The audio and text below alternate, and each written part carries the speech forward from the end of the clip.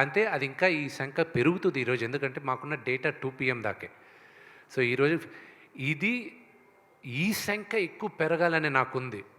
నాకు దీంట్లో డబ్బు మీరు నమ్మరు, టిల్ నౌ నాకు ఒకటే ఏంటంటే, నిన్న అన్నపూర్ణ డిస్ట్రిబ్యూషన్ సాయిబాబా గారు, దాని తర్వాత మైత్రి శశి గారు, వాళ్ళిద్దరూ వచ్చి ఇది అడ్వాన్స్గా పెట్టుకోండి అని చెప్పి అన్నపూర్ణ సాయిబాబా గారు ట్రాన్స్ఫర్ చేశారు.